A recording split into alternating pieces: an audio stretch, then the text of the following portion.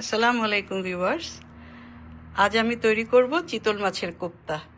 তো এই চিতল মাছটাকে কাটা বাছে নেওয়া অনেক কষ্টের কাজ, কিন্তু নিউজিল্যান্ডে একদম রেডিমেড পাওয়া যায়, অর্থাৎ কাটা বাছা এরকম সুন্দর মতো পাওয়া যায়।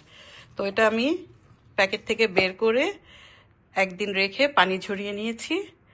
এখানে আমি দিব পেঁয়াজ কুচি, কাঁচামরিচ কুচি, বয়েলড পটেটো, এরপরে আছে লবণ, মরিচ গুঁড়া, ধনে গুঁড়া, তারপরে আছে জিরা গুঁড়া এবং গরম মশলা গুঁড়া, আর লাগবে আমাদের সরিষার তেল। আমি একে একে এগুলো দিয়ে নিচ্ছি।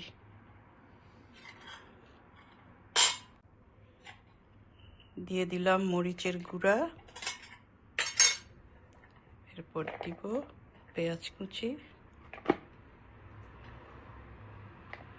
তারপর দেব আলু ভর্তা, বয়েলড আলু, বয়েলড পটেটো মানে হচ্ছে সেদ্ধ আলু। এটা দেয়া হয় কারণ শুধু মাছ দিয়ে কোপ্তা বানালে এটা জমাট হবে না, কোপ্তা ভেঙে যাবে, সেজন্য একটু আলু দিতে হয় সাথে। আলু অথবা অনেক সময় ব্রেড দেই। আমি ওই যে একবার টুনা মাছের কাবাব বানিয়েছিলাম, তখন ব্রেড দিয়েছিলাম, ব্রেড ক্রাম্বও দিয়েছিলাম একটু শক্ত হওয়ার জন্য। এটা আমি ভালো করে মাখবো। এখন একে একে সব মশলাগুলো দিয়ে দিব। আমি আবার ঝাল কম খাই, সেজন্য আধা চামচ মরিচ গুঁড়া দিলাম, লবণ দিচ্ছি স্বাদ মতো, অর্থাৎ 1 চামচ দিচ্ছি। এবারটা দিয়ে উঠছে না তো বেশি ভালো করে, সেই জন্য আমি 3 বার নিলাম। এরপর দিব একটু গরম মশলা গুঁড়া, কারণ মাছের আষ্টে গন্ধটা যেন না থাকে সেজন্য।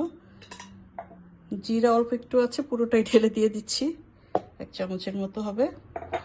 আর ধনেও দেব 1 চামচ।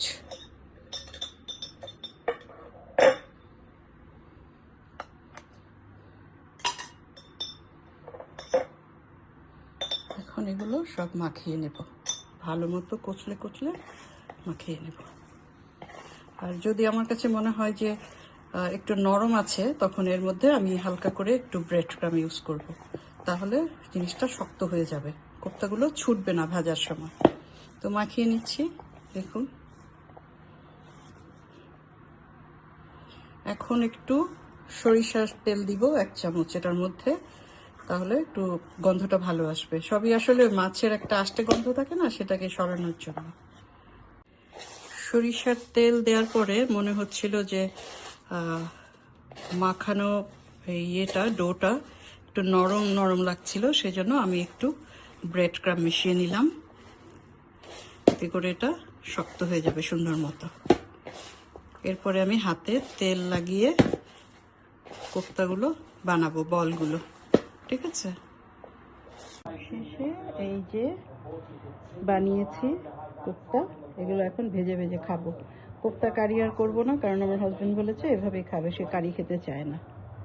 ওকে, আপনাদের সাথে শেয়ার করলাম কিভাবে আমি বানিয়েছি চিতল মাছের কোপ্তা। ভাজার পরে আরেকবার একটু দেখাবো, ঠিক আছে। ওকে। ফ্রাইং প্যানে তেল বসিয়েছি এবং তেলটা গরম হয়েছে কিনা সেটা বোঝার জন্য 1 টুকরা পেঁয়াজ দিয়েছিলাম। তো দেখলাম তেলটা ভালো মতো গরম হয়েছে। এরপর আমি সাবধানে কোপ্তাগুলো দিব, যেন ভেঙে না যায়। কেমন যেন নরম নরম লাগছিল।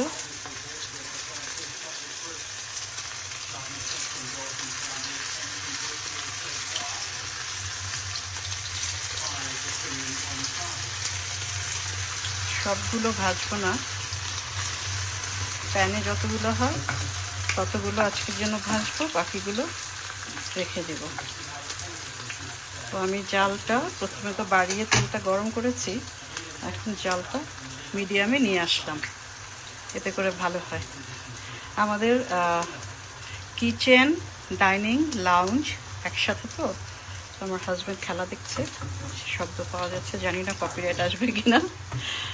এই আর আমি কথা বোঝা যাবে না বলে এক্সস্ট ফ্যানটাও ছাড়িনি, চুলার উপরে যে ফ্যানটা, চিমনি, ওটা ছেড়ে দিলেও বোধহয় টিভির সাউন্ডটা কম আসবে। আমি এটা একটু ছেড়ে দিলাম, কারণ এখানে ফায়ার অ্যালার্ম দেওয়া আছে। তো একদিন আমার হাজব্যান্ড কি যেন রান্না করতে গিয়েছে, সে প্যান ছাড়েনি, হঠাৎ করে প শব্দে সারা বাড়ি ভরে গেছে। সে তো প্রথমে একটু ভড়কে গেছে, পরে বুঝেছে যে এটা আসলে ওই কি বলবো, জালটা একটু কমিয়ে দিই, ওটা ছিল ফায়ার অ্যালার্ম। এরপর থেকে অ্যালার্ট হয়ে গিয়েছে সবাই, সবাই বলতে আমি, আমার হাজব্যান্ড, তো যেন আর ইয়ে না হয়। প্রথমে জালটা যে বেশি ছিল এই জন্য অল্পতেই পুড়ে পুড়ে যাচ্ছে। এখন আমি জালটা কমিয়ে দিয়েছি এই পাশটা। এটা দেখুন একটু লাল হলে এটা আমি উঠিয়ে ফেলবো। চুলার জালটা বন্ধ করেছি, বন্ধ করে কোপ্তাগুলো উঠিয়ে নিয়েছি একে একে। আজকে আমার কাছে ধনে পাতা বা পুদিনা পাতা কিছুই ছিল না ফ্রিজে, সেজন্য আমি দিতে পারি নাই। কিন্তু যদি আপনারা দেন তাহলে আরেকটু ভালো লাগবে, কারণ একটা সুন্দর গন্ধ আসবে।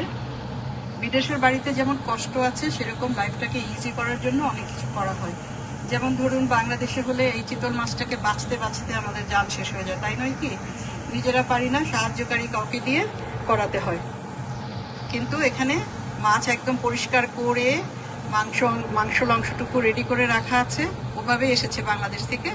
তো এটাকে আমি পানি ঝরিয়ে পেঁয়াজ মরিচ এবং বিভিন্ন মশলা যা যা দরকার সবকিছু দিয়ে সুন্দর করে ভেজে নিয়েছি। আমাদের সময়টা একটু বাঁচল এতে করে, কারণ এই বিদেশে তো নিজেকেই সবকিছু করতে হয়। আমরা নিজেরাই সাহায্যকারী, বুয়া বলি, খালা বলি, হেল্পিং হ্যান্ড বলি, যাই বলি, নিজেরাই সবকিছু, আবার নিজেরাই ম্যাম সাহেব। মজা করলাম। যাই হোক, এই দেখুন আজকে আমি অর্ধেকটা ভাজলাম আর বাকি অর্ধেকটা রেখে দিয়েছি আরেকদিন খাবো বলে। ঠিক আছে, ওকে, সবাই ভালো থাকুন আর আপনাদের সুস্থ থাকুন। আর আপনাদের যদি ভালো লাগে তাহলে আমার রেসিপিটা ফলো করে বানাতে পারেন চিতল মাছের কোপ্তা। তো সবাই আজকে শেষ করছি এখানে। সবাই ভালো থাকবেন, সুস্থ থাকবেন এবং আমার এই ভিডিওটাতে একটা লাইক, কমেন্ট, শেয়ার করে দেবেন। এই একই কথা বারবার বলতে হয়। আর যারা নতুন এই চ্যানেলে এসেছেন তারা একটু সাবস্ক্রাইব করে দেবেন। সবাই ভালো থাকবেন, আল্লাহ হাফেজ।